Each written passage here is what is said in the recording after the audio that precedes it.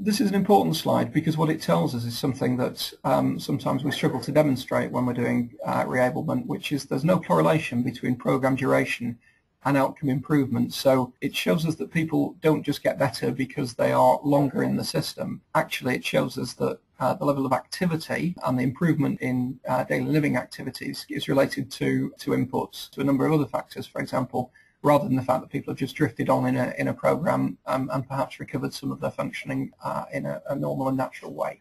And as you can see, our focus is on the outcomes, and it also enables us to see what our best teams are doing. This is an important slide. This and the following slides need some careful consideration, really, because this enables us to measure the average improvement. So think of this firstly as a kind of screen slide, a superficial slide, which shows us there's an average saving of 15.5%, an average outcome improvement.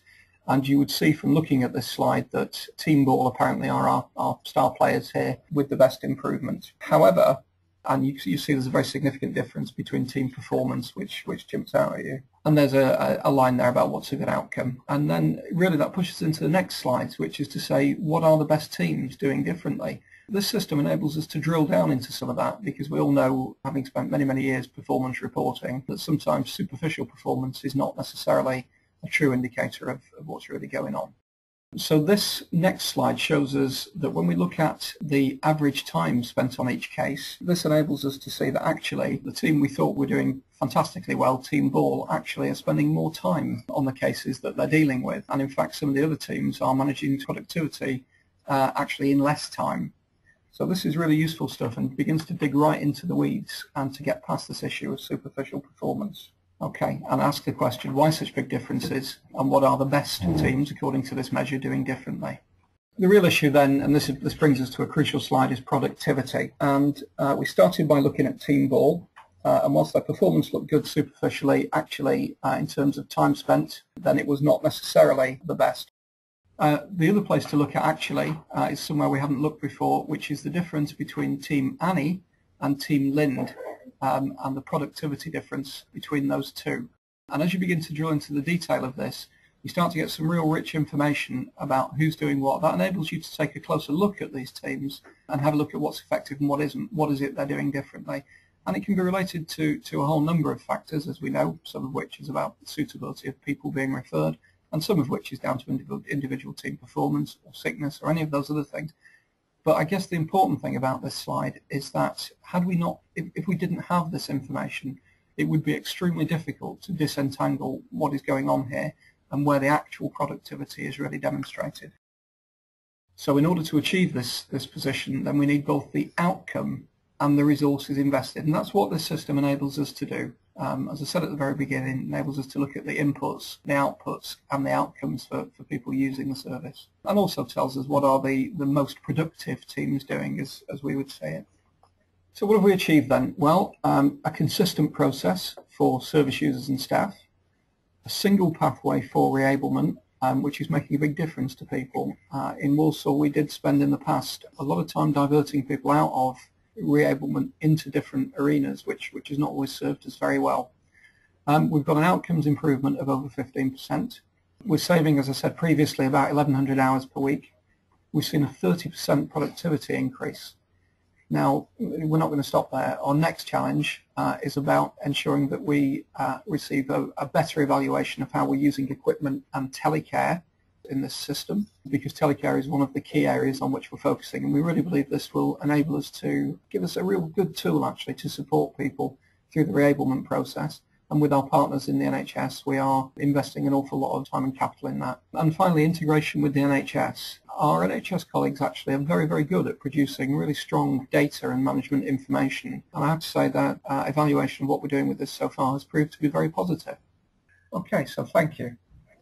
Perfect. We've got thanks to Paul and Matt. We've got quite a few questions that have come in, and I wonder whether we should start with something quite easy. Somebody's asking a question of why using ADL, activities of daily living, and not RAS or RAB.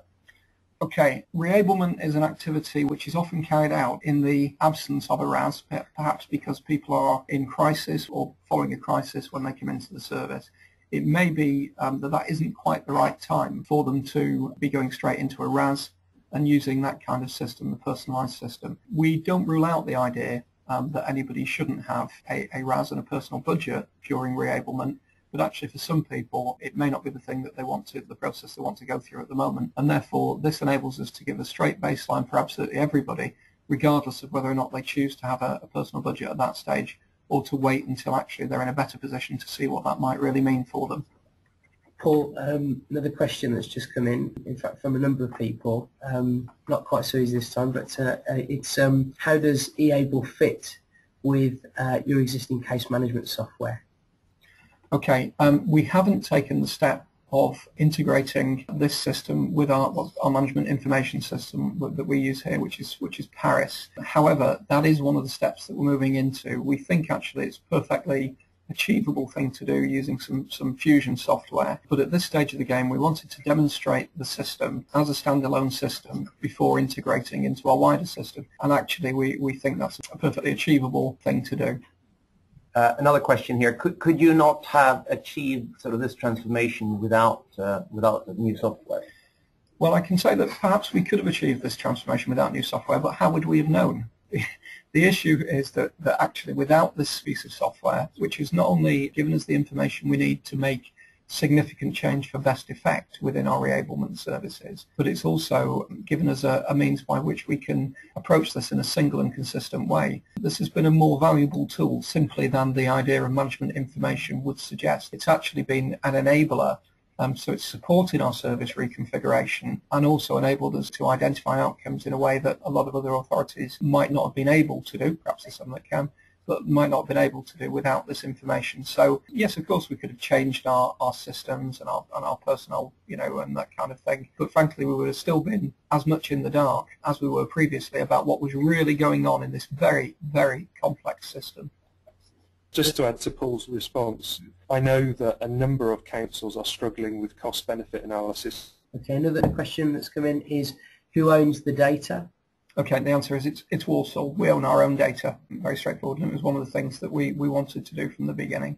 Okay, so the next question then is who records an outcome? Well, it can in fact be anyone, including a service user themselves. It's a web-based system, it's secure, and it has online access. So actually, within conditions, then we're perfectly happy for service users to be tracking their own progress, as well obviously as members of staff. Okay, one final question here. Could you see in the future a scenario where actually either your staff or external agencies are paid based on the outcomes they achieve? Yes, I think that's perfectly possible. We could see a kind of payment by results system, and actually we think that would be a useful incentive and something that really demonstrates that we can make progress with this. What I would stress again is that what Reablement enables us to do is to have that discussion in a way that we couldn't previously, because any kind of outcome monitoring without this kind of system is at the very best clunky and at the worst unworkable. Okay, everyone. Many thanks for taking part in the webinar. Special thanks to you, Paul, for walking us through. Yeah. And if there are any questions or issues, please feel free to contact the Community Gateway, psHEALTH. And then we got one last input from Richard. One last comment as well, just to close and wrap up, is that we shall be at NCAS in London. So anybody wishing to sort of see a demonstration of the system, come and talk to us. We'll be on a stand at NCAS at the National Children's and Adult Social Services Conference. So look forward to meeting there. Thank you. Perfect. Thank you very much, everyone.